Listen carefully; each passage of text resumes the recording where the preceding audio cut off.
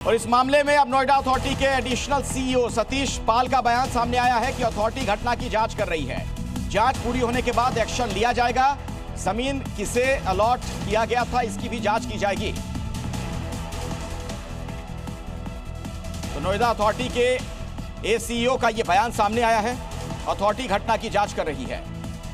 Sector 150 Noida में जो दुखद घटना कल हुई है, उसके संबंध में नोएडा प्राधिकरण की ओर से जांच करवाई जा रही है और जांच उपरांत कार्रवाई करेंगे इसमें।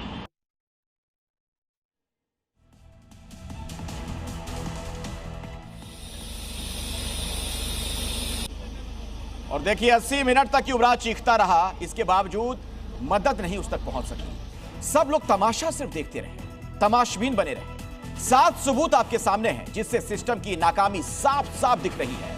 कुछ मिनट में ही पुलिस पहुंची। रेस्क्यू का कोई इंतजाम नहीं किया गया। पुलिस के पास गोताखोर नहीं, बोट का इंतजाम नहीं हो सका। पुलिस, फायर ब्रिगेड, एसडीआरएफ के जवान भी पानी में नहीं उतरे। फायर ब्रिगेड, एसडीआरएफ की टीम मौजूद होने के बावजूद रेस्क्यू नहीं हो सका। 2.5 घंटे गाजियाबाद से एनडीआरएफ के आने का इंतजार किया गया। एनडीआरएफ के आने के बाद बॉडी निकालने में 4 घंटे लगे। युवराज ने मोबाइल फ्लैश से लोकेशन बताई, कोई आगे नहीं बढ़ा, कोई उस तक नहीं पहुंचा। और मेरे सहयोगी ब्रजेश इस वक्त हमारे साथ मौजूद हैं उसी जगह से जहां पर यह दुखद घटना सामने आई है। ब्रजेश, तमाशबीन लोग बने रहे, सिस्टम भी बना रहा तमाशबीन। अब वहां पर क्या कुछ आप देख पा रहे हैं? क्या अपडेट इस मामले में, कुछ और जानकारी मिल पाई हो तो जरा बताइए। देखिए, तमाशे की भेंट चढ़ा ये युवक। हालांकि कोशिश अगर की जाती, उस वक्त जो लोग यहाँ पर मौजूद थे ना, अगर वो कोशिश करते, प्रशासन के लोग अगर कोशिश करते तो उसे बचाया जा सकता। अब यहाँ पे डेवलपमेंट के नाम पे मैं आपको दिखाऊं कि ये जो आपको दिख रहा है बैरिकेड्स, बैरियर, ये पहले नहीं था। जब गाड़ी ये रास्ते से आगे बढ़ी, उसके बाद जब मौत हुई, तब उसके बाद अथॉरिटी की तरफ से बहुत बड़ा कदम यही उठाया गया कि इस रास्ते पे इस तरह के अस्थायी बैरिकेड्स लगा दिए गए।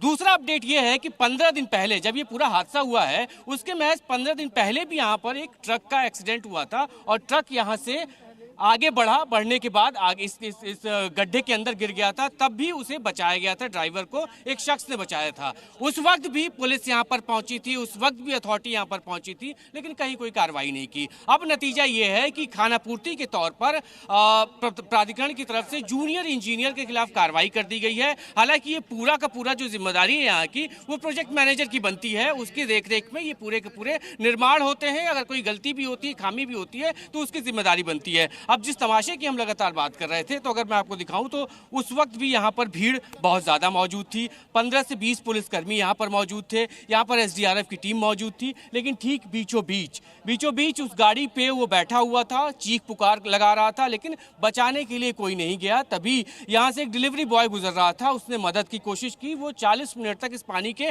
अंदर भी था। अब एक और लापरवाही आपको मैं दिखाता हूँ। इसी पानी के अंदर अभी भी वो गाड़ी मौजूद है जिसके अंदर युवराज मौजूद था। उसको यहां से निकाल लिया गया, लेकिन वो गाड़ी अभी भी जस की तस उसी पानी के अंदर है। यानी पूरी कोशिश है कि जैसे तैसे मामला निपट जाए, खानापूर्ति। ठीक है विजेश, मैं आपके पास आऊंगा, लेकिन बड़ा सवाल यह है कि अब तक बिल्डर पर एक्शन क्यों नहीं लिया गया है?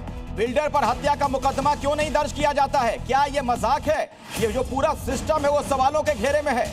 युवराज की मौत पर जी न्यूज के कुछ गंभीर सवाल है, बड़े सवाल है। बिल्डर पर हत्या का मुकदमा क्यों नहीं दर्ज किया जा रहा है, जिसकी सीधे तौर पर जिम्मेदारी बनती है, जवाबदेही बनती है? ब्रजेश, बिल्कुल जवाबदेही बनती है, क्योंकि लगातार यहाँ पे इस तरह की घटनाएं हुई। लोग जब सीधे आते हैं यहाँ पे, चूंकि फॉग बहुत रहता है रात के वक्त, और उस दौरान जब कोई यहाँ से स्पीड से आता है, तो स्पीड से आने के बाद यहाँ से टर्न जब आप कोई लेता है, तो उसी दौरान ये पूरे हादसे होते हैं। अब जांच की जा रही है और जांच में बिल्डर जिम्मेदार है, अथॉरिटी जिम्मेदार है, या कौन जिम्मेदार है, उस पर उस तरीके से कार्रवाई की जाएगी। आप लोग सब लोग यहीं पे रहते हैं, यहाँ पे अभी आए हुए हैं भाई साहब? यहाँ आए हुए हैं। यहाँ बता रहे हैं लगातार इस तरह के एक्सीडेंट हादसे होते हैं। आगे आइए। जी सर, बिल्कुल। अभी कुछ दिन पहले यहाँ पे एक ट्रक था, वो यहाँ पर गिरा था। इसमें आए दिन यहाँ पर ये डेंजर पॉइंट बना हुआ है। इस तरीके से यहाँ पे घटनाएं घटित होती रहती हैं। रेगुलर इस तरह से यहाँ पे होता रहता है, एक्सीडेंट यहाँ पे होता है। हाँ जी। रेगुलर एक्सीडेंट होता है, ये आम लोगों को भी दिखता है, जो जिम्मेदार हैं, जो अथॉरिटी है, पुलिस प्रशासन है, उनको भी बखूबी ये दिखता है कि ये रास्ता सीधे से अगर कोई आएगा रात में भी और कोहरा जब होगा तो ये टर्न दिखाई नहीं देता है और उसी की वजह से रेगुलर यहाँ पे हादसे होते हैं। इस बीच अब प्राधिकरण ने जांच अपनी अलग प्राधिकरण की तरफ से की जा रही है, बिल्डर पर पूरी की पूरी तरह से जिम्मेदारी है, लेकिन अब तक बिल्डर के खिलाफ कार्रवाई कोई नहीं की गई है। यही कहा जा रहा है कि जांच की जा रही है।